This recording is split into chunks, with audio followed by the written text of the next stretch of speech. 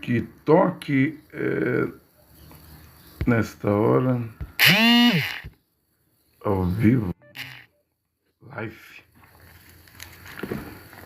transmissão. Eu estou com a Bíblia de Jerusalém, em 2 Reis, capítulo 23, onde fala do final da vida do rei Josias, né? Ioshiahu, em hebraico, né? Ioshiahu. Ontem eu tentei falar o nome do rei Uzias. No hebraico, não consegui, né? Mas é Uziahu, o nome do rei Uzias, que eu preguei ontem, o poderoso rei Uzias, que foi ferido de lepra, né? Dentro do Beit Tamigdash, do templo, porque ele ficou grande demais da conta, não ouvia ninguém, e ele quis ocupar a função de levita. Ele não era levita, ele era rei. Como o rei Josias aqui, Ioshiahu, rei, para ser rei de Jerusalém, Jerusalém, tem que ter nascido da tribo de Judá e Judá, como o rei Davi, né, da tribo de Judá e Judá, né? E um homem da tribo de Judá não pode ocupar a função do homem da tribo de Levi. Os levitas não são reis, são Cohen, sacerdotes, né? E você viu ontem, né, um homem da tribo de... Eu pregando ontem, né? O rei Uziahu tomando o lugar de um levita, e Deus, o Criador Jeová, estava dentro do templo e feriu a testa dele, a fronte dele com lepra, né? Agora, temos aqui a história de outro rei da Bíblia, né? Eu já vou lendo o final da vida dele, né? E por que você vai ler? Você não crê só em Paulo? No Achalia, no apóstolo Paulo? Na Brit Hadashah, Novo Testamento? Na Nova Aliança?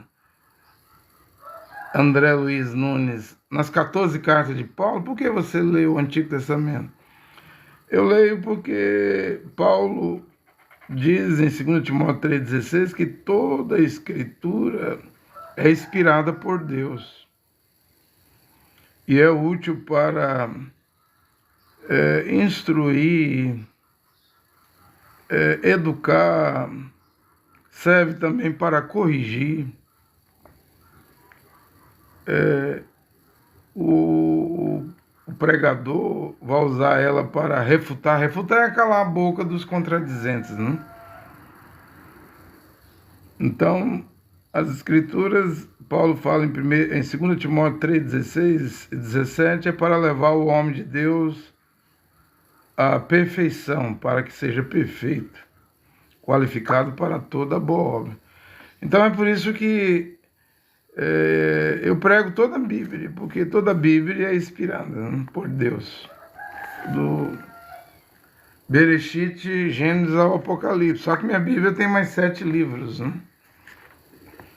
Judite, Tobias, Macabeus 2, Eclesiastes, Baruque e Sabedoria, né?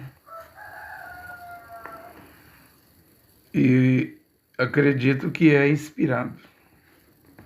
Lutero, o Dr. Martim Lutero, retirou esses 7 livros e eu estou trazendo de volta. Eu não sou católico, romano, não sou cristão, não sou um homem cristão, hoje não. Eu já renunciei ao cristianismo. E o que você é? Eu sou um crente. Você não viu o Papa Leão XIV essa semana? Não? Robert Francis Prevost e William Brandt disse que antes da imagem da besta vir, há 70 anos atrás, 19 de dezembro de 1954, antes da imagem da besta surgir, viria um Papa americano, né? E esse Papa é de Chicago. Ontem, né? Ele disse que não é para chamar Maria de corredentora. Redentor, ele diz que é um título que pertence só a Jesus. Só Jesus salva. Tá afinando, não tá afinando? Só Jesus salva, só Jesus salvou e salva a humanidade. Tá parecendo essas pregações da Assembleia de Deus, da Presbiteriana, da Batista, né? Vão pregar igual os batistas agora? Os católicos, a Igreja Católica é a mãe do cristianismo. Por que está se alinhando, hein? Por que será que está se alinhando nessa hora? E vai alinhar mais ainda. O Jesus é uma invenção da Igreja Católica, é um nome morto, né? O latim é a língua da Igreja Católica, Jesus não é hebraico. O hebraico não tem a letra J. Nas 22 letras do alfabeto hebraico até hoje, 2025, não tem a letra J, não. E o latim é uma língua morta, portanto Jesus é um nome morto. Se você acha que você vai chegar ao céu, né? Com Jesus, tenta. Jesus esse nome dá riqueza, muito dinheiro aí, cantores gospel, pregadores gospel, neopentecostais, tem 100 mil igrejas no Brasil pregando Jesus. Homens milionários, podres de rico, né? Maus exemplos também, né? Eu não sigo o cristianismo, eu não sou cristão, eu não acredito na cristandade. Não. Eu acredito nas escrituras, na Bíblia. Eu voltei à palavra original, estou pregando a palavra original. E aqui diz no capítulo 2 Reis, capítulo 23, o versículo 29 e 30, né, nos dias, no seu tempo, ou seja, os dias do rei Josias, no tempo do rei Josias, o faraó Nacau, faraó, rei do Egito, partiu para junto do rei da Assíria. Nesse tempo existia a Assíria, né? E Naum 3,19 diz que ela foi ferida de morte, né? Ela adquiriu uma ferida mortal. A Síria é uma das 7 cabeças da besta. Primeiro o Egito, segundo a Síria, terceiro a Babilônia, quarto os medos persas, quinto a Grécia, sexto Roma. Por isso que o anjo, o Malá, né, no hebraico, Ângelos no grego, Malá no hebraico, disse ao apóstolo Iehoanã, né? 5 já caíram, um existe e o outro virá, que é o sétimo. A sétima cabeça, né? O sétimo. E quando vier, durará pouco tempo, né? Mas dessas 7 cabeças aí, de Apocalipse 17, Egito existe, Iraque, Babilônia existe, Irã, Pérsia existe, a Grécia existe, Roma, Itália existe ainda hoje. Mas a Assíria foi ferida de morte. E é essa cabeça aqui, a Assíria, cuja capital era Nínive, né, fundada por Nimrod, o mesmo que fundou a Torre de Babel. Nimrod era filho de Cush. Cush era filho de Cã, na Arca de Noé. Cã é pai de Mizraim, o Egito, Fut, Líbia, Canaã e Cush, né, de onde vem a Etiópia. E Nimrod era o fundador de Nínive, a capital da Assíria, né? Aí nesse tempo aqui, o faraó do Egito, Necal, vai ajudar o rei da Assíria nas margens do rio Eufrates, né? O rio Eufrates nasce lá na Armênia, lá na Turquia, passa pela Síria, passa pelo Iraque, né? Por aí você vê, né? Então ele foi ajudar. O rei Uziahu, o rei Uzias marchou contra ele.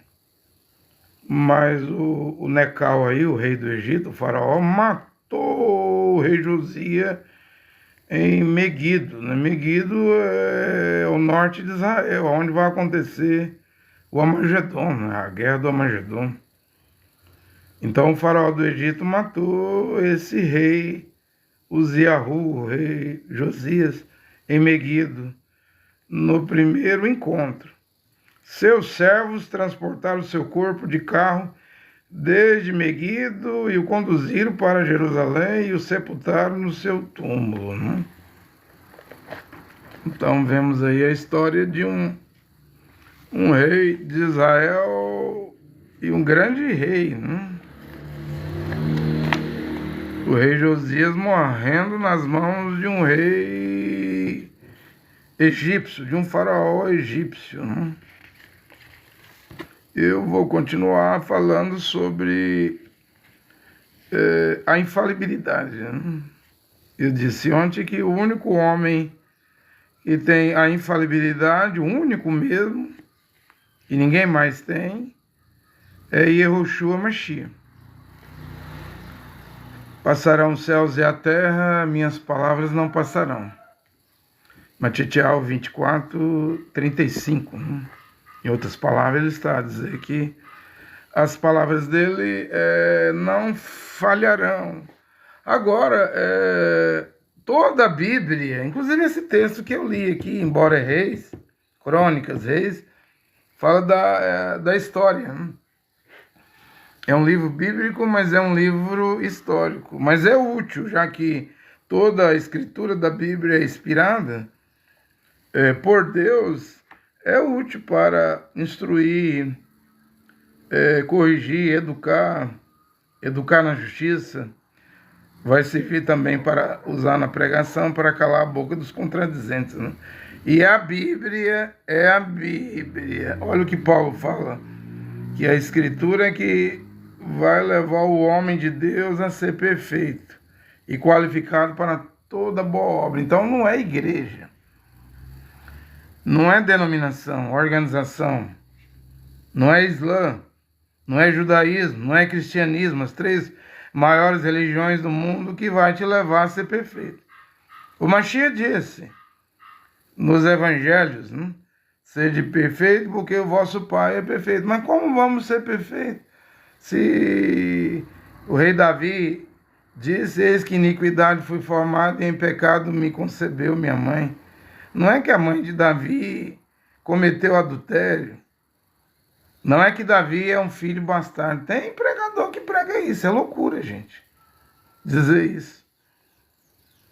Não, isso é a condição do sexo. Todo mundo que nasce de sexo é pecador. Agora, o filho que nasce de uma mãe que casou virgem, de um pai que casou com essa mãe, o pai era virgem, a mãe era virgem, a Bíblia chama de filhos, no Antigo Testamento, legais, legítimos. Porém, o filho que nasce de prostituição, adultério, é filho bastardo, filho ilegítimo. No Velho Testamento, na Torá, ele tinha que ficar 10 gerações, uma geração é 40 anos, ou seja, ele não vivia 400 anos, então ele estava cortado da aliança de Deus com Israel. Ele não podia nem entrar no templo, nem chegar perto. E no Novo Testamento, né? O sangue de Yehoshua Mashiach purifica de todo pecado. Eu não vejo que a criança inocente vai ser condenada por causa do pecado do seu pai e de sua mãe. E quando ficar adulto, né, perder a inocência e vir a consciência, olha, que faça ter chuvar, se arrependa, né, venha ao Evangelho, nasça de novo, para a salvação. Oh, mas você prega que quem está em união ilegítima tem que descasar, e tem mesmo. Ou então vai morrer como fornicário e adúltero, né? Fornicária e adúltero. Aí é outro caso. A criança nascendo é um caso, está em união ilegítima é outro caso. Cada caso é um caso. A coisa vai girando, você está entendendo? A coisa vai girando, né? Porque Paulo fala em Coríntios 6 que sodomitas, efeminados, bêbados, ladrões, adúlteros, fornicários, impúdicos, devassos, imorais, idólatras, avarentos, não herdarão o reino de Deus. Aí Paulo termina dizendo lá, Coríntios 6, versículo 9 e 10. Aí Paulo diz assim, os quais vocês outrora no passado foram, mas agora foste lavado pelo sangue do Machia, né? Então até um sodomita, um homossexual, pode ser purificado pelo sangue de Yahushua Mashiach? Sim, é a palavra do apóstolo Paulo. Se fizer techuvá é arrepender, e vier a palavra, né, com sinceridade, Deus pode transformar, dar uma nova natureza. O Novo Testamento diz isso, é a palavra do apóstolo Paulo. Eu sei, a pregação condena, ela é dura, mas ela é a graça. Só que essa graça, dessas 14 cartas de Paulo, se alguém experimentar a boa palavra de Deus, provar o dom do Espírito Santo e recair, aí Paulo diz assim, é impossível, Hebreus 6, é impossível que seja renovado para o arrependimento, porque quanto a esses, crucificam o Filho de Deus uma segunda vez. O expõe ao vitupério, né? Você está entendendo? Então, quem põe a mão no arado não pode olhar para trás, porque senão não é digno do reino de Deus. Do reino de Deus. Na palavra original, não se pode brincar. Se alguém quiser se converter para ir para a glória, para o céu, para o paraíso, tem que levar a sério, né? Tem que levar a sério, porque aqui recair, Paulo disse que é impossível que seja renovado para o arrependimento uma segunda vez. Mas é um caminho só de ida. Quem parar no meio do caminho e voltar para trás já era, né? Se perde. Tem que ir, como Mashiach disse em Matitiel 24, e perseverar firme até o fim. Aquele que perseverar firme até o fim será salvo. Então, os que começou e parou no meio do caminho, os que começou, entrou na palavra original, no caminho e voltou atrás, não são dignos, não serão salvos, gente. Isso aqui não é igreja, não é cristianismo, não é religião, não é denominação, é a palavra. Em Filipenses, Paulo disse, se o renegarmos, ele nos renegará. Se formos infiéis, ele permanece fiel, porque ele não pode negar a si mesmo. Se sofremos com Mashiach, é sinal de que reinaremos com ele. Então, um passo atrás, um recuo, já era. Acabou. Agora, nas igrejas, a pessoa vai para a igreja, desvia 10 vezes, volta. Isso aí empresa que quer colher seu dízimo. Aqui eu proíbo pagar dízimo. Paulo nunca mandou os gentios pagar dízimo. Não estou interessado em seu dinheiro, em suas moedas, em sua conta de poupança, em sua empresa. Não estou interessado em nada. Só em pregar a palavra, né? Eu estou lutando para viver, porque isso é individual. É uma coisa individual, mas eu esclareço que é assim que funciona. Não é uma questão, eu vou tentar. Não vou mais cortar a ponta dos meus cabelos, não vou mais cortar meu cabelo curto, agora eu vou colocar o véu. E uma mulher só deveria colocar o véu em público, no ônibus, no supermercado, se ela casou virgem. Porque véu é para mulher casada, casamento é matrimônio, matrimônio é mulher virgem com homem virgem. Se ela não casou virgem, nem adianta colocar o véu, né? Porque a mulher solteira, virgem, solteira, não tem que usar véu. Véu é para mulher casada, né? A mulher que ora, profetiza sem o véu, desonra a sua cabeça, que é o seu marido.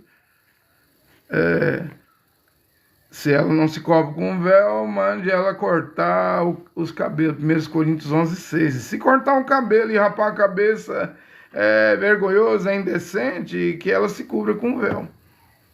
1 Coríntios 11:6. Leia. O 10 disse que é um sinal dos anjos. E mostra que ela está debaixo da autoridade do seu marido. Então, quem é a mulher submissa? A irmã Brana dizia que era a mulher que colocava botão na roupa do marido, costurava a calça rasgada, a roupa rasgada do marido, fazia o café, o almoço, o lanche, zelava do esposo. Mas eu aqui prego, diferente de William Brana. A mulher que está debaixo da autoridade do seu marido agora é a que usa o véu. Sai na rua, na avenida, no centro da cidade, no ônibus, supermercado, vai em qualquer lugar, ela cobre a cabeça com o véu. É em público. Não é eu que digo isso, não. Só estou repetindo o que a Shalia, o apóstolo Paulo, disse. 1 Coríntios 11:10 é sinal dos anjos e mostra que a mulher está debaixo da autoridade do seu marido. Então, você pode seguir o William Brana, mulher. Branamista, né? Vai. Pode ser, nunca passou a tesoura nem nas pontas do seu cabelo, vá. Você só está cumprindo uma parte da Bíblia. Um pedaço da Bíblia, não toda a Bíblia. Para entrar no céu, é necessário obedecer todos os mandamentos. E o véu ficou para essa etapa de hoje, a etapa final. Né? Então, quem foi o rei Uziahu? Os que pregam Ial, né? Vai dizer, olha, falando Ial. Mas eu já disse que o Criador ele tem 72 títulos, né? Iá, Iavé, Iá é um, El Shaddai, Adonai, Elohim. São 72 títulos, né? Eu disse que eu gosto do Ierro, porque o Ierro tem, o nome Ierro tem Yod, Re, Vav, Re, né? Yehová, Deus e Pai, Deus único e Pai. Yehoshua, que significa Yehová salva, Yahvé salva. E contém o tetragrama. Né? Por isso que eu prego Yehoshua. Além do mais, Yehoshua está aqui na página 1704 dessa Bíblia aqui de Jerusalém. Projeto feito em Israel. Né? A letra F, quando o anjo... O Malá, né? Ângelos, é grego. A Bíblia original é em hebraico. Né? Você nunca leu Atos 22:2? A Bíblia diz que Paulo, em Jerusalém, começou a pregar, falar em hebraico. Aí houve um silêncio. Ele fala hebraico. A Bíblia diz em Atos 22:6 que no caminho de Damasco, Paulo era Shaul, né? Saulo de Tarso. Ouviu uma voz em língua hebraica dizendo... Saulo, Saulo, por que me persegue? Quem és tu? Adom. Eu sou Yehoshua, a quem tu persegue, em língua hebraica. Então nem me venha dizer, ele falava aramaico, a Bíblia foi escrita em grego. Eu não vou reconhecer isso não, gente. Você quer reconhecer? Tem gente que nasceu para ser bobinho, né? Aboboiado, né? Isso é... Tem gente aqui no Brasil dizendo, tem gente que nasceu para ser besta. Então segue a religião da besta. Segue a religião da besta, as igrejas, né? Eu vou seguir a palavra, eu vou pela palavra. Aí então Josias, com 8 anos de idade, virou o rei de Israel. Começou a reinar com 8 anos de idade. Novinho, né? Com 16 anos, começou a buscar Deus, né? E quem procura o Criador vai encontrar ele. Mas você não pode procurar o Criador. Ishaiah 55:6 diz, né?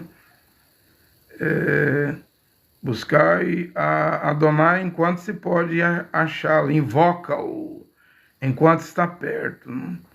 Você não pode procurar ele na teologia, na filosofia, nas religiões, no judaísmo, no cristianismo e no islamismo. Você tem que procurar o Deus da palavra, o Deus da Bíblia. E o nome dele não é Jeová, o nome do Pai, o nome do Filho não é Jesus. Senão você vai errar. Né? Há anjos que respondem, anjos caídos, dão sonhos, visões, êxtase, né? Fazem de tudo para te manter nas religiões. Mas vá pela palavra. Né? Uziahu procurou a Jeová e encontrou ele. Aos 20 anos de idade, ele começou a remover os ídolos. É que Israel tinha esse negócio, né? O povo, nos lugares altos lá, as escondidas, sacrificava os ídolos, adorava ídolos, né?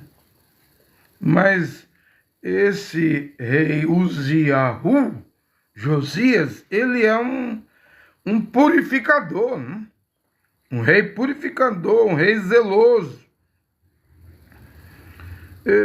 Esse zelo seria hoje o que o William Branham já pregou nos dias dele, né? Dar um pontapé na televisão, no jogo de baralho, nas pinturas, esmaltes, né? Maquiagem, né? Tudo que é pecado, né? Ele purifica lá em Israel, né? Purifica o templo, né? De Israel, o rei Uziahu, o rei Uzias. É uma coisa, o rei Josias é outra coisa. Ontem eu falei sobre o rei Uzias, agora eu estou falando sobre o rei Josias, né? Zeloso, justo. E aí ele vai fazer uma reforma no templo. Olha o zelo dele, né? Ele quer a casa, o templo, Beit HaMikdash em ordem. E para a felicidade do rei Josias, deixa eu citar certo aqui, Yoshiahu, Uziahu, é o rei Uzias, né? Oshiahu é que é Josias, né?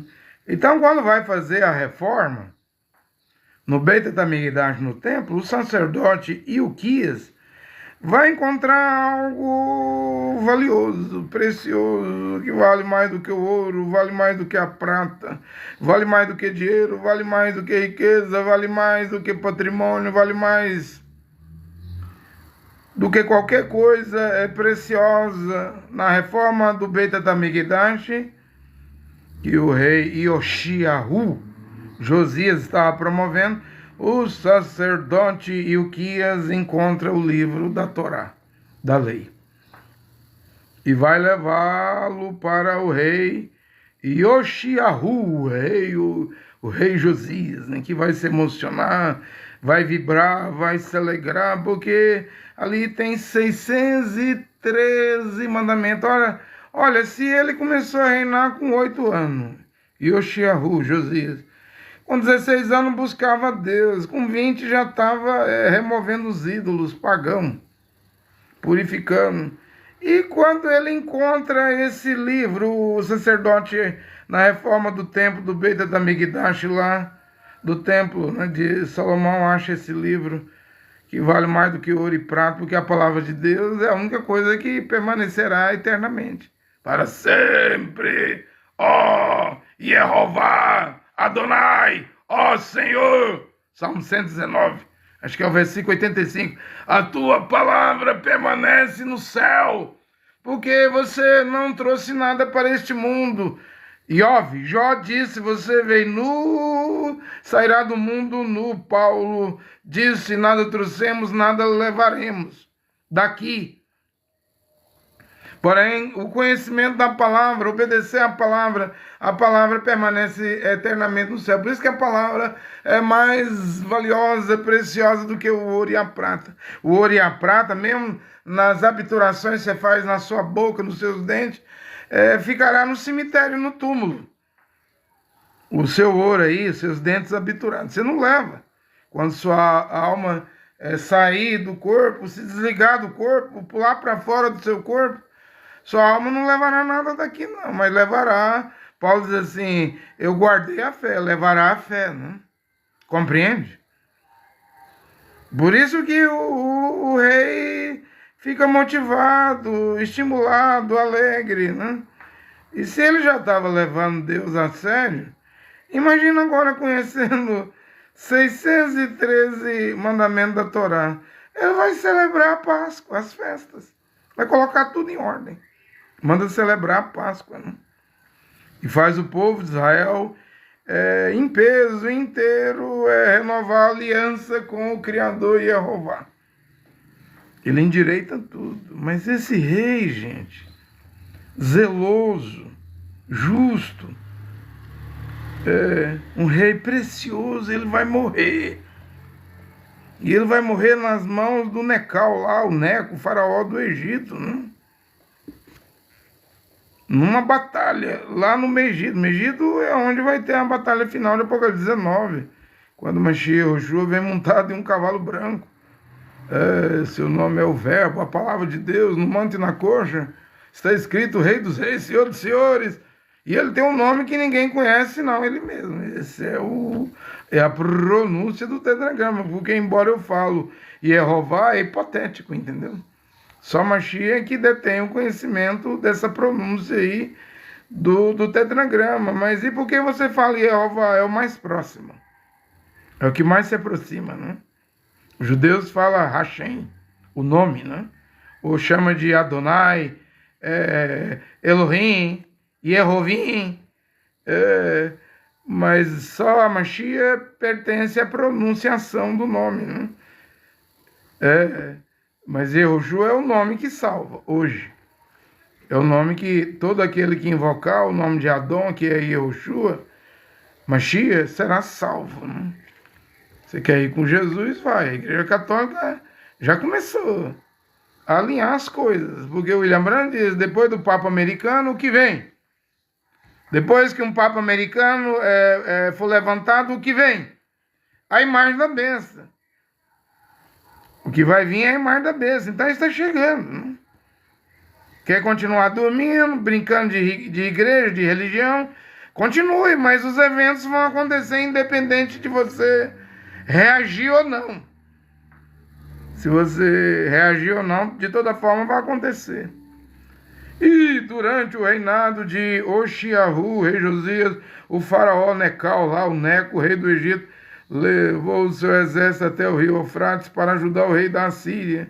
E o rei Josias saiu para lutar com o rei Necal, o rei Neco, né, o faraó, em Megido, e foi morto em batalha. É a Bíblia que diz. E se a Bíblia diz, é verdade.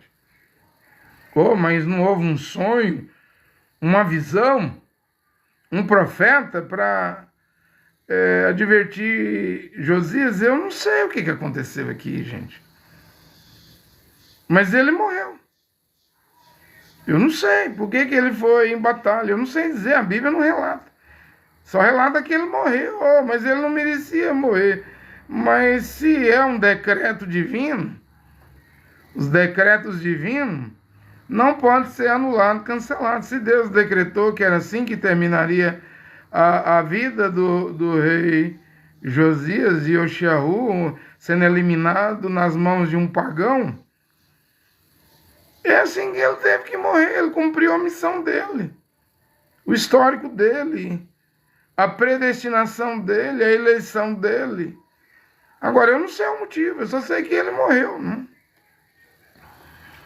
Você me entende? Ontem eu falei do rei Uzias, que ele ficou leproso, né? Ele ganhava todas as guerras, ele tinha mais de 300 mil soldados, né? Ele tinha armas, né, que ninguém tinha, que engenheiros criaram, né? E ele era da agricultura, né? Prosperou Israel todo, ganhava todas as guerras, né? Mas ele ficou arrogante. Antes da arrogância vem primeiro o orgulho, né? O orgulho vem na frente. O orgulho é o pior pecado, aliás. O orgulho é o primeiro pecado que ocorreu na eternidade no céu. É o pecado do filho da aurora caído, de Ezequiel 28, Ezequiel 28 e Isaías 14. Os dois capítulos falam da queda do filho da estrela d'alva, né? Satã, o adversário, Satanás, né? Que era um anjo de luz, era um querubim, né? Protetor. Mas Isaías 14 e Ezequiel 28 fala que o orgulho entrou dentro do coração dele. Ele se exaltou: eu vou subir, eu vou elevar meu trono ao lado do trono do Altíssimo. Ele não fala que quer ser maior do que o Altíssimo, quer ser igual. Vou colocar meu trono lá, as estrelas também vão vir, né, para se curvar, adorar, ajoelhar perante mim. Ele quer ser igual. Que é igual ao Criador não existe, não tem como existir. Esse querubim tinha poder e tem poder até hoje. Um querubim é um anjo com 4 rostos: rosto de leão, de touro, rosto de homem e rosto de águia. Por isso que ele consegue enganar crente, consegue enganar cristão, muçulmano, consegue enganar judeu, porque ele tem 4 faces. Vai para a Bíblia para você ver as 4 faces de um querubim. Então não é qualquer anjo. Um querubim é um anjo especial, muito especial, né? E ele tem esses poderes até hoje. Acho ali o apóstolo Paulo não diz, não é de admirar que Satanás até hoje se transfigura em um anjo de luz. E se você vê ele com 4 faces, aí você fica pensando que ele tem pata de boi, um rabão, né? Um rabão de cavalo, uma bocona de dragão cuspindo fogo. Você está enganado. Paulo diz que ele se transfigura em anjo de luz. Ele é um querubim. Por isso que ele tem essa habilidade. Ele prega como ninguém prega. Ele é capaz de usar, pegar a palavra e torcer a palavra e fazer você desobedecer, e você nem percebe. Eva nem percebeu. Quando percebeu, já tinha... A serpente me enganou e eu comi.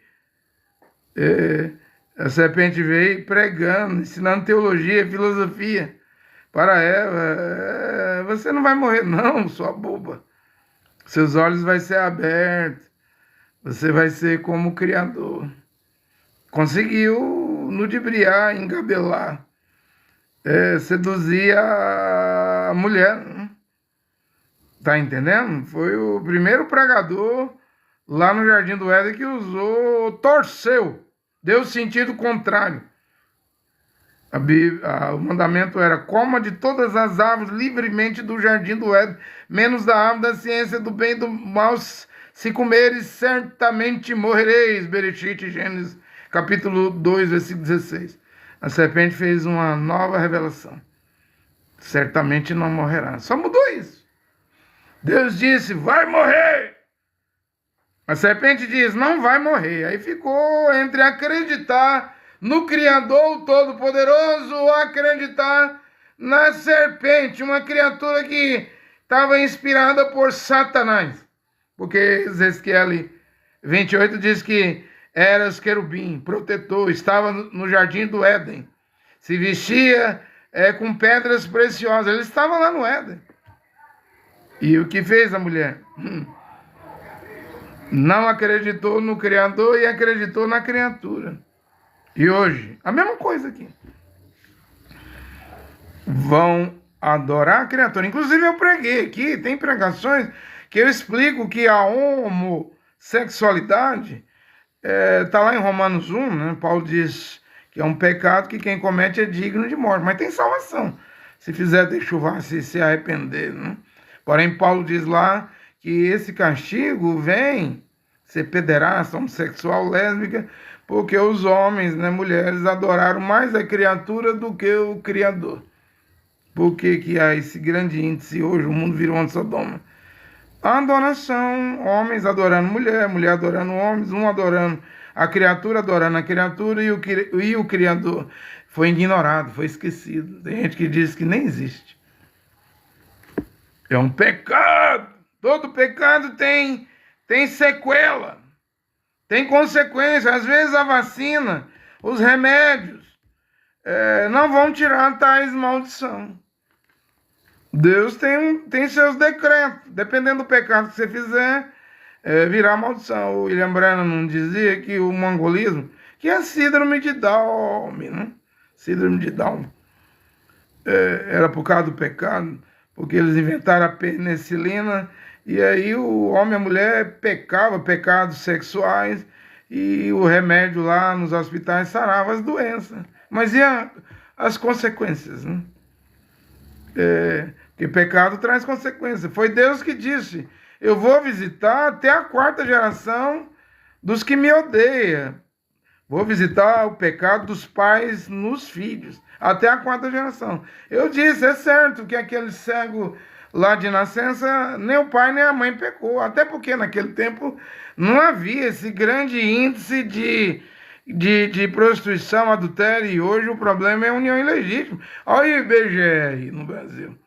Fez a pesquisa, ele disse que no Brasil tem mais gente, homem e mulher, se juntando e indo morar junto, do que casando em cartório e igreja. Mas para o mundo isso não é pecado, mas para a Bíblia é pecado, porque é chamado de união ilegítima. Um homem vai morar junto com a mulher, é pecado? Eu vou dizer assim, depende. Se essa mulher é virgem, não está compromissada com nenhum homem. Se esse homem é virgem, nunca fez sexo com nenhuma mulher, não está compromissada com uma mulher, se essa mulher virgem, esse homem virgem, vai morar junto, aí para mim já é matrimônio. Mas se ela fez sexo, perdeu a virgindade com um homem e vai morar com outro homem, é união ilegítima. E se esse homem já foi casado, já não é nem fornicação, é adultério. Se esse homem fez sexo com uma mulher e vai morar com outra mulher, é união ilegítima. E se essa mulher já foi casada, aí é até um adultério. E o Brasil, o IBGE disse, a última pesquisa eu vi ontem, pouco casamento em cartório e igreja, agora a maioria ir morar junto, né? Eles falam juntar os panos. Um homem só deveria ir morar junto com uma mulher, primeiramente se ele for virgem, puro, e essa mulher for virgem. Aí não é pecado, aí é matrimônio, santo matrimônio, aí é casamento. E do contrário é viver rabichado, enrolado, amigado, emancebado. Eu estou falando de Bíblia, Escritura, e isso implica em salvação. Porque os salvos são aqueles que terão suas vidas ordenadas em ordem, né? Não é o que o rei Yoshiahu, Josias, fez quando descobriu 603 mandamentos, ele colocou tudo em ordem. Você tem o livro de Esdra, e eu não sou Esdra. Esdra era escriba e sacerdote, levita, né? Ele separou, obrigou na marra, na força. O Zildin leu o capítulo 10, o finalzinho. Ele separou, mandou os judeus mandar embora as mulheres estrangeiras. Porque havia um mandamento, nos 603 mandamentos da Torá de Moisés, que o judeu não poderia casar com mulher estrangeira. E casaram, e tiveram filhos. E no tempo lá do grande rei Ciro da Pérsia, com Zorobabel, Neemias, Esdras, a restauração das muralhas de Jerusalém, a restauração do templo, incluiu também colocar isso em ordem. E o Esdras obriga, que a lei podia usar a força na lei. Pela palavra de 2 ou 3 testemunhas, a pessoa podia morrer apedrejado na lei. Havia pena de morte ao Israel, mas nós estamos na Brit Hadashah. Não deveria ter pena de morte. O parlamento de Israel vai aprovar pena de morte para terroristas, né? Mas isso aí é o Supremo Tribunal Federal de Israel. Você me entende? Está para aprovar, está aprovando, né? Pena de morte para os terroristas, né? Então a lei podia usar da força, e o Esdra usa da força.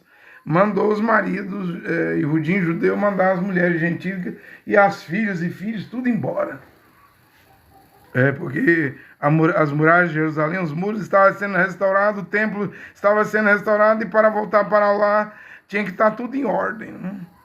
Por exemplo, aqui na graça eu prego que Jacob, que você chama de Tiago, o irmão de Adão, o Senhor Yehoshua Mashiach, nosso mediador e salvador, foi ele que disse lá em Atos 15, 29, aos gentios é proibido 4 coisas: comer sangue, comer carne de animal estrangulado que morreu sufocado, carne imolada aos ídolos, comida oferecida a ídolo, embora comida oferecida a ídolo, Paulo diz assim: se um pagão incrédulo te convidar para comer na casa dele, vai, coma tudo que se colocar na mesa, sem perguntar nada a ninguém por causa da consciência. Mas se alguém disser lá na hora do almoço, você está comendo, disser assim, tal comida foi oferecida a Jesus, idolatria, a Maria, idolatria, ao São Jorge, ao São Expedito, ao São Cosme, Damião. Aí Paulo diz: não coma, por causa da consciência, por causa daquele que advertiu para não comer. Quer dizer, se comer sem saber sem ser avisado que foi oferecido a ídolo, Paulo diz que não é pecado. E por que não é pecado? Porque os ídolos não existem, gente. É tudo imaginário. Só um só Deus que criou o boi, a vaca, o alface, o piqui, o tomate, o pimentão, o pepino. Não foi ídolos que criou, mas por causa daquele que advertiu, Paulo disse: se disser, não coma, pare. Se comer, vai pecar. Não coma sangue, carne de animal morto, estrangulado, carne imolada, comida oferecida a ídolo. E Tiago, Jacob diz assim: proíba as uniões ilegítimas. Então eu estou pregando algo que veio da Querrilá judaica, da Kenessian judaica. Kenessian é congregação, Querrilá é comunidade. E o que é que veio do Vaticano? Olha o novo decreto do Vaticano: Maria não salva a humanidade. A humanidade é salva só por Jesus. Então vai com o seu Jesus. Estou dizendo que é uma propriedade da Igreja Romana o nome Jesus, o Deus católico, o Deus dos cristãos, o Deus da Assembleia de Deus, mas é com D minúsculo. O Deus da Batista, da Presbiteriana, da Metodista, o Deus Jesus, o Deus da Universal, Mundial, Internacional, Jesus, o Deus da renascer, da videira, luz para os povos, sara nossa terra, Jesus. O Papa está reclamando, o Papa Leão XIV. Viver em tempo de Papas Leões não é brincadeira, não.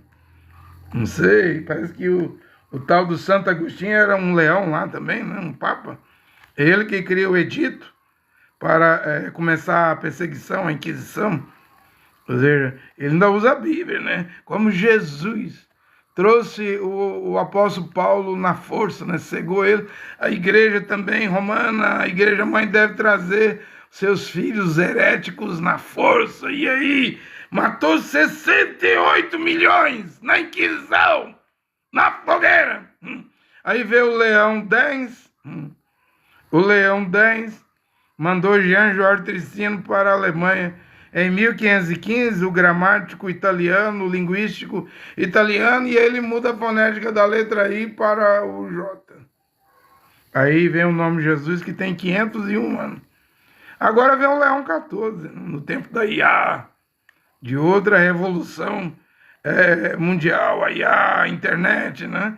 E aí o que o Leão já estava a fazer? Alinhando as coisas. Robert Francis Prevost está alinhando as coisas, o Leão XIV. Olha a imagem da besta, vai vir, gente. Quem salva é Jesus. Está igual a pregação dos evangélicos, né? Só Jesus salva. Maria não salva ninguém. O que você vai falar da sua mãe católica, da Assembleia de Deus? O que você vai falar da sua mãe, a mãe das igrejas cristãs, seu batista, presbiteriano, que ela está dizendo agora? Só Jesus salva. Não é a pregação dos protestantes, evangélicos, pentecostais? Porque esse alinhamento está chegando. É o fim, gente. Estamos no fim do fim. E o rei Yoshiahu, Josias morre, né? E ontem eu falei do rei Uzias, Uziahu, né? Morreu porque ficou orgulhoso. O orgulho leva à arrogância. O orgulho precede a queda, né? É o primeiro pecado cometido na glória, na eternidade. Minha Bíblia não fala Lúcifer. A Bíblia de Jerusalém não fala Lúcifer.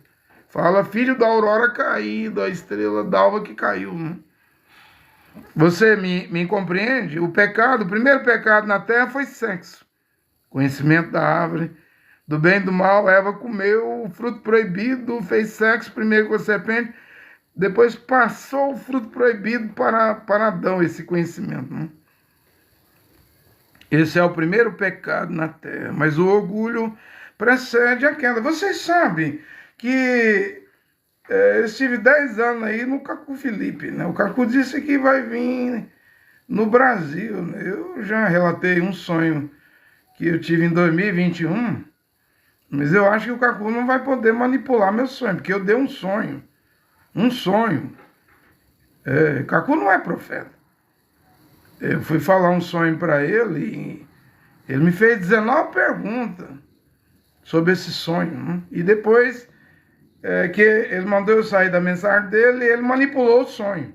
Ele mudou as fases do sonho, de lugar. O sonho tinha uma cronologia. Parte 1, parte 2, era só 3 partes. Quando ele mandou eu saí da mensagem dele, ele ainda pega o sonho que eu dei para ele e manipula e tenta interpretar. E quando eu falei do sonho, ele me ligou lá da Costa do Marfim. Eu tinha falado à noite, né? No outro dia, ele me liga e faz 19 perguntas. Tá aí. Eu tenho esse vídeo aí no YouTube, as 19 perguntas que ele fez, mostrando que ele não é profeta, coisa nenhuma. O irmão Breno, ninguém precisava... Irmão Breno não fazia perguntas sobre sonho a ninguém. Ninguém precisava contar sonho ao William Breno. Era ele que contava seu sonho. Já o Cacu, ele me faz 19 perguntas.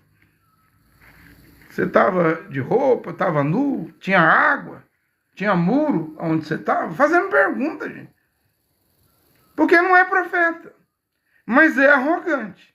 Pensa no homem arrogante. Quando eu fui a primeira vez na Costa do Marfim, em 2012, dezembro, cheguei lá 1º de janeiro de 2013, eles me deram direito lá na reunião de obreiro do Cacu com os apóstolos, os pastores, os obreiros dele, os pregadores dele. Você pode fazer 3 perguntas. E eu fiz uma, fiz 2, aí disseram, faça a terceira. Quando eu fui fazer a terceira pergunta, o Cacu, no meio de todo mundo, disse que a pergunta que eu fiz foi um demônio que me usou. Sua pergunta, André Lima? Foi um espírito maligno que te usou para fazer essa pergunta. Ora, mas não podia fazer pergunta? Por que pergunta que eu fiz? Eu fiz aquela pergunta para ele, porque o William Branham chamou o rei do norte, na 7ª visão, quando os Estados Unidos vira cinza, explosão nucleares, né? Fumaça, toda a terra dos Estados Unidos vira cratera, buraco, fumaça, cinza. E a voz de Deus disse assim para o irmão Branham, observe o rei do norte, a Rússia. Aí o Cacu veio com a pregação dele dizendo que o rei do norte era o Evard Frank da Alemanha. Na terceira pergunta, disseram que eu podia fazer, eu perguntei ao Cacu, Cacu, profeta, Cacu, se o rei do norte, William Branham, disse que ouviu a voz de Deus era a Rússia, você está dizendo que é a Alemanha, o Evard Frank. Vai mudar?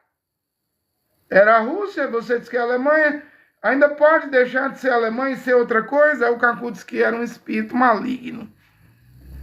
Um demônio que me usou para fazer essa pergunta para ele. Eu fiquei igual um avestruz lá, caçando um lugar para enterrar minha cabeça na terra. Fiquei com vergonha, né? Aí eu vou ficar 10 anos com o Cacu com medo de fazer pergunta, porque dependendo da pergunta que você perguntava pro Cacu, ele dizia, é demônio, é o demônio, é o diabo. É o diabo que está me fazer essa pergunta. Veja o tamanho do problema, né? O rei do norte é a Rússia, viu, gente? Não mudou, não. O Cacu é que fez uma manobra e um armengo. Mas o armengo dele caiu por terra. Mas ele é arrogante aqui, ele apagou do livro dele. O rastro da serpente. Ele apagou, mas eu tenho o livro antigo dele aqui, Cacu, Perguntas e Respostas número 1. A gente pregava lá, diz em capítulo 18, versículo 22. Não está no livro moderno, no atual não. Ele apagou. É o rastro da serpente, a trilha da serpente, da mamba africana. Olha o que o Cacu diz aqui. Vocês, falando dos branamistas, vocês branamistas, se vocês não abandonarem as suas divisões e virem aqui é no clamor da meia-noite dele. Se me pedirem por água para beber, eu vos darei vinagre. Me diga se isso aqui não é palavra de um homem arrogante, orgulhoso, prepotente, que diz, eu sou a grande águia. Não sei se ela apagou isso. Eu sou o caminho, a verdade e a vida. Isso aí eu acho que ela apagou. Ele sai apagando tudo. Eu vi depois ele pedindo perdão pela arrogância dele, mas é um perdão falso. Todo o reino do Cacu, esses milhares aí, não sei se é 10 mil ou 15 mil que está com ele, isso aí ele ganhou no orgulho, na arrogância, na prepotência e deve cair. Essa coisa deve cair. Deve ser destruída. Porque a Bíblia diz, Deus resiste aos soberbos, dá, porém, graça aos humildes. Jacob, Tiago, capítulo 4, versículo 6. Qualquer que a si mesmo se exalta, será humilhado. Quem a si mesmo se humilha, será exaltado. Então, um reino religioso, que o reino do Cacu é igual o reino do Joseph Smith, que tinha 20, 40 mulheres, líder do Mormon. Cacu casou com 7 mulheres. Né? É um culto. Tem o SLDP, eu estava vendo ontem, um profeta também derivado dos Mormons, está preso, pregou prisão perpétua. Ele tinha se declarado profeta lá em Utah, nos Estados Unidos, e ele tinha casado com 81 mulheres, gente! 81 mulheres! Ele está preso e pregou prisão perpétua, por quê? Porque uma das mulheres tinha 12 anos de idade. Pedófilo. E eu estava vendo a mulher de número 65, que hoje mora na mansão, que ele tinha casa, mansão, para essas 81 mulheres tinha. Aí a mulher de número 65, eu vendo no documentário ontem, ela abriu uma porta na mansão e aquele monte de fio. Tanto fio, né? Aí ela perguntou o YouTube lá, que estava fazendo documentário, você sabe para que é esse tanto de fio aqui? Ele, não. E esse YouTube tinha sido criança.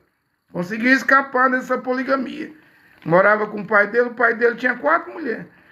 Nessa cidade, ele mandava o profeta lá, eu não sei se está, me esqueço do nome dele, mandava na polícia, no prefeito. Ele mandava em todo mundo, era um homem milionário. 81 mulheres. E aí a mulher de número 65, você sabe o que é esse tanto de fio aqui, na parede, nesse quarto escondido? Você já viu? Eu nunca tinha visto. Sabe o que é? Não. Pois é, todos os telefones da cidade estão grampeados. Aí ele olhou assim, como é que é? Isso aqui é todos os telefones de todas as casas da cidade estavam grampeados. É por isso que o profeta então chegava em alguém e dizia, eu sei o que você conversou dia tal com fulano de tal no telefone. Deus me revelou coisa nenhuma. Estava grampeado. E para você ter uma base, uma ideia, mesmo dentro da prisão perpétua hoje, ele pegou prisão perpétua, tem muitas mulheres que acreditam que ele vai destruir a prisão, vai derrubar os muros, vai voltar para elas. Ou seja, a lavagem cerebral, e muita gente ainda está lá. Então, é cultos. Chama-se de culto, chama-se de colônias. O mundo está cheio. Amish, menonita, não? Eu estava vendo também um menonita que resolveu comprar um celular, a comunidade, aqui no Paraguai, expulsou ele.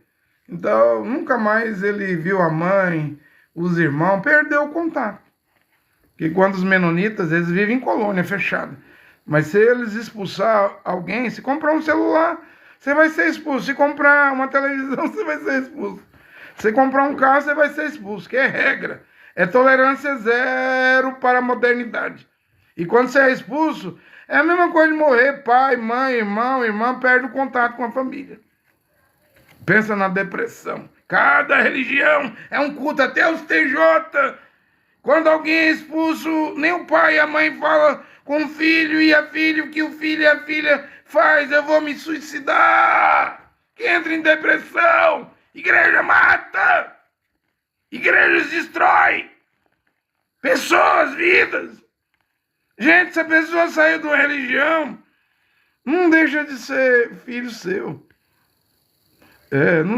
Você não deixa de ser pai, não deixa de ser mãe, mas o líder da igreja diz, não é nem para conversar, nem por telefone, nem por nada. Me diga se não entra em depressão. Pois essa é a linguagem do Cacu. E eu tive lá 10 anos nessa lavagem cerebral. Se me pedir água, eu vou te dar vinagre. Cacu apagou. Essa não é questão que vocês deveriam fazer. No julgamento, olha o que o Cacu tem coragem de dizer, gente. No julgamento, diz a Deus que eu fui muito arrogante na terra.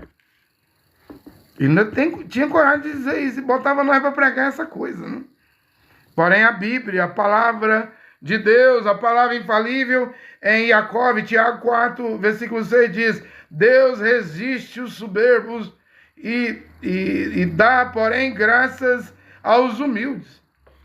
Aquele que a si mesmo se exalta será humilhado, aquele que a si mesmo se humilha será exaltado. Então o reino do Cacu é o reino da arrogância, do orgulho, da prepotência, do autoritarismo, porque lá no Cacu você não pode fazer uma pergunta. Dependendo da pergunta, ele diz que você tem demônio, ele dizia assim, se você me perguntar qual o tamanho que pode uma mulher usar o salto alto, eu vou lhe dizer, mas eu também vou lhe dizer que foi o diabo que te inspirou a me fazer essa pergunta. Eu falei, quem é que vai ter coragem de fazer pergunta a um homem desse?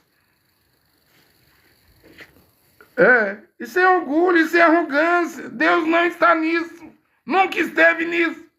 Nunca estará nisso. Deus resiste aos soberbos. Dá, porém, graça aos humildes. Eu estou repetindo as escrituras. Isso aqui é uma maneira de identificar falsos profetas, falsos pastores, falsos apóstolos, falsos doutores, falsos mestres. Veja o nível de orgulho, de arrogância, de prepotência, veja a linguagem deles. Veja a linguagem do Filho do Criador. Eu sou humilde, manso de coração. Meu jugo é suave, meu fardo é leve. Ele não maltratou ninguém, não. Pelo contrário. Ele é que foi maltratado, cuspido, espancado. Tiraram sua roupa, ele ficou nu. E quando ele abriu a boca, a Bíblia fala lá, um cordeiro, né, perante os seus tosquiadores, um cordeiro levado ao matador. E quando ele abre a boca, ele diz, Pai, perdoa-lhes, porque eles não sabem o que fazem. Esse é o verdadeiro líder. Mashiach, Yoshua. Como Yosef também perdoando seus irmãos, é um verdadeiro líder. Não tem vingança, não tem orgulho, não tem prepotência, não tem arrogância, gente. Não tem esse ácido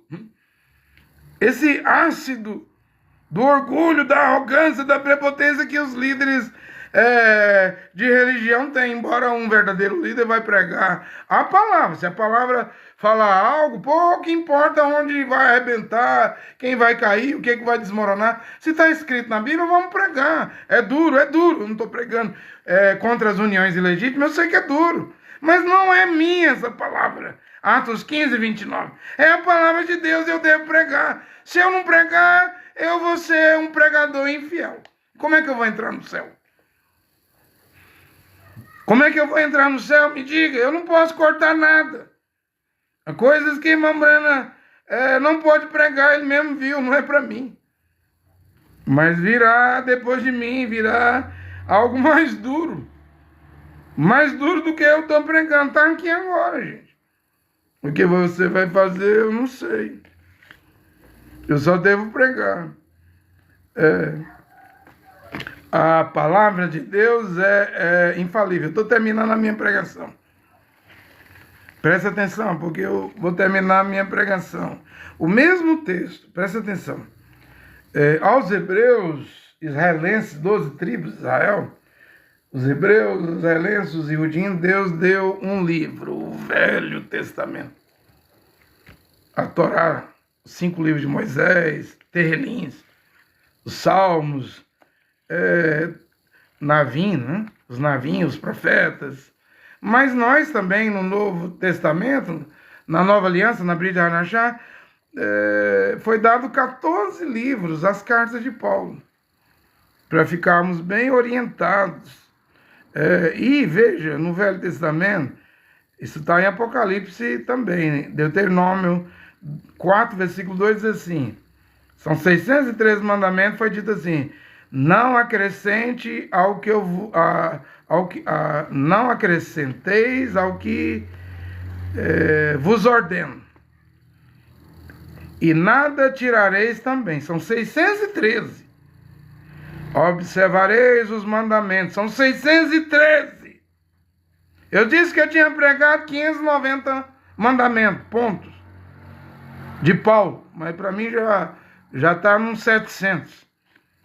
Se eu listar, vai passar de 700. Ou seja, já superou a Torá de Moisés.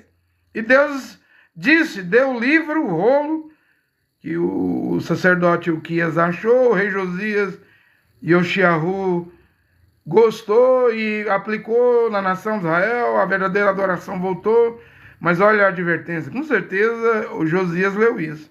Deuteronômio, Devarim 4, versículo 2, não acrescenteis ao que eu vos ordeno, e nada tirareis também.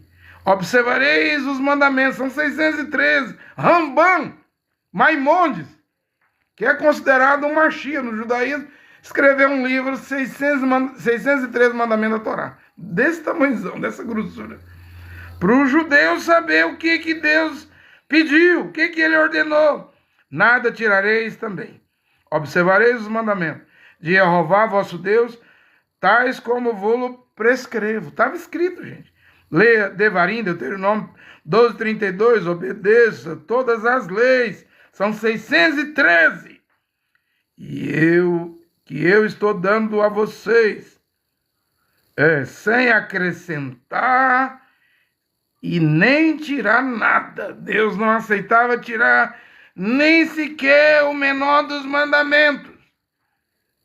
Está valendo hoje essas 613 mandamentos para os 144 mil, os haredins, os ultra-ortodoxos, deve haver lá, são 1.300.000 ortodoxos, ultra-ortodoxos em Israel, mas deve ter lá uns 144 mil, está valendo, porque Mashiach disse, não vim abrogar, revogar, destruir a lei e os profetas, até que os céus e a terra passem, nem uma vírgula, nem um tio será tirado da lei.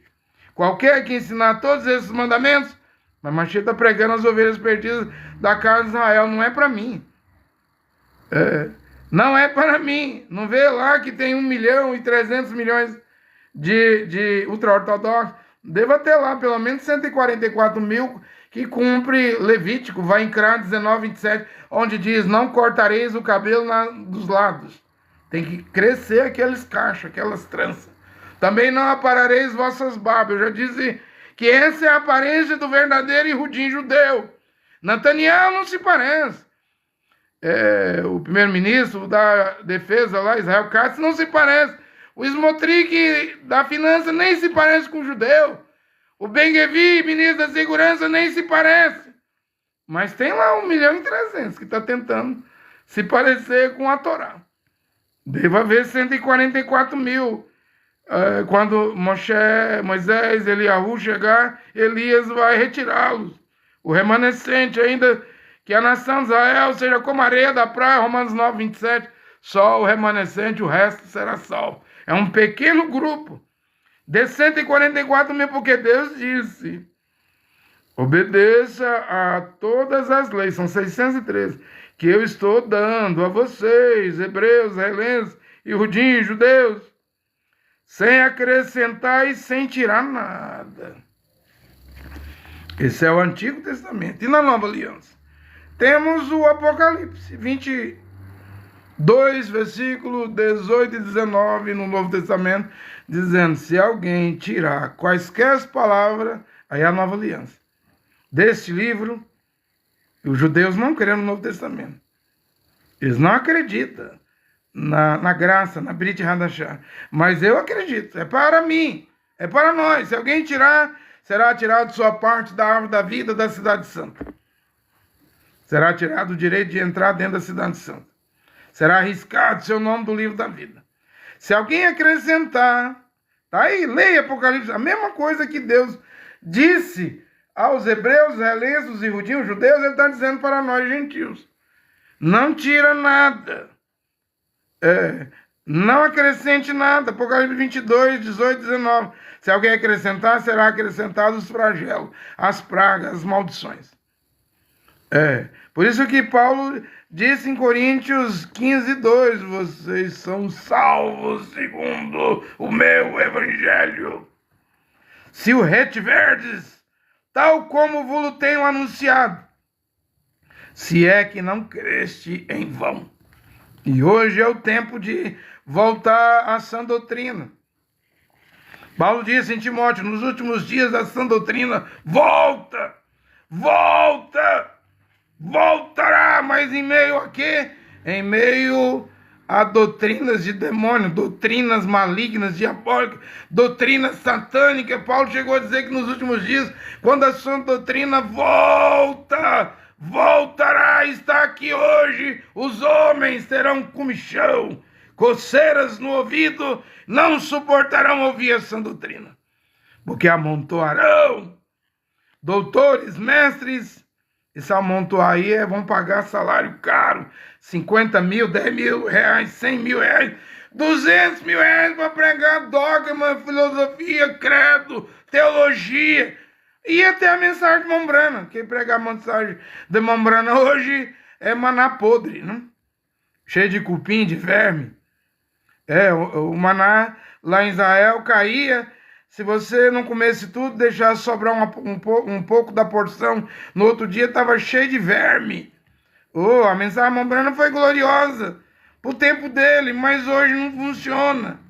Não funciona porque agora vai ser a hora do arrebatamento que se aproxima. Ou você se enquadra, alinha com a palavra, ou continua como está. Ou vais no arrebatamento, ou vais para a grande tribulação, porque está chegando. Sois salvos, se retiveres, guardares, né? Retiveres o meu evangelho, tal como eu vos ensinei. Gálatas 1, 8 e 9, Paulo diz: se um anjo descendo do céu, ou nós mesmos, ou alguém pregar evangelho diferente do que já foi anunciado, então é só repetir o que está escrito. Se alguém pregar algo diferente do que já foi pregado, anunciado, considere maldito, amaldiçoado, anátema. A palavra anátema quer dizer isso, amaldiçoado. E o que tem a ver as 14 cartas do Evangelho de Paulo com a cristandade hoje? Nada. Eu disse, não muda nada aí, porque as igrejas, eu já estava avisando há muito tempo, tem 3 anos e tanto que eu estou pregando, eu disse, o nome de Jesus vai levar em mar da besta. Vai levar o ecumenismo. Agora o Papa vem e diz, não chame mais Maria de corredentora. Ela não salvou o mundo. O Salvador é um só. É Jesus. Ou seja, então a igreja romana, a madre, a mãe está alinhando. Está alinhando com suas filhas. Porque eles já se reúnem em cultos ecumênicos. Né? Então não acrescente nada. Vamos pelas 14 cartas de Paulo. Paulo cometia erros, muitos. Falhas, tinha muitos. Lapsos. Acredito que muitos. Tropeçava nas palavras. Muitos. Pecava. Todo mundo peca, gente. Cometia enganos? Claro que sim. Só que o que Paulo fez foi registrado como escritura. Seja seus acertos, suas obras, né? Suas 14 cartas, elas estão aqui, eu chamo elas de escritura sagrada. É evangelho.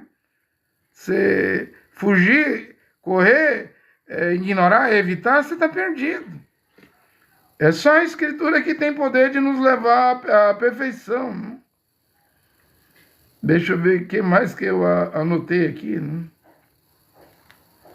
Para terminar. Né? Olha aqui, o Criador, Jeová, único Deus, só há um único Deus e Pai. Efésios 4:4. Quem é ele? É Jeová, Deus e Pai. E o seu Filho, o seu corpo, né, onde o Pai habita. Né? Quem vê a mim vê o Pai. Ó, Felipe, que negócio é esse de querer ver o Pai separado de mim? Você não crê que eu estou no Pai, o Pai está em mim? As palavras que eu vos digo não é de mim mesmo, mas é o Pai que fala através de mim. Eu e o Pai somos, plural. Somos é plural. Concordo? Eu não vou ser ignorante na etimologia, o significado das palavras. Somos é plural. Mas não está falando aí de 2, 3 deuses, não. Somos um, porque só há um único Deus. Eu e o Pai somos um. Eu concordo que é plural. Existe o Pai, existe o Filho. Mas discordo de trindade, trino, 3 pessoas distintas. Eu e o Pai somos um único Deus. É uma unidade, né? Então que Jeová, único Deus e Pai, e seu Filho Yahushua Mashiach abençoe esta palavra nesta hora. Amém.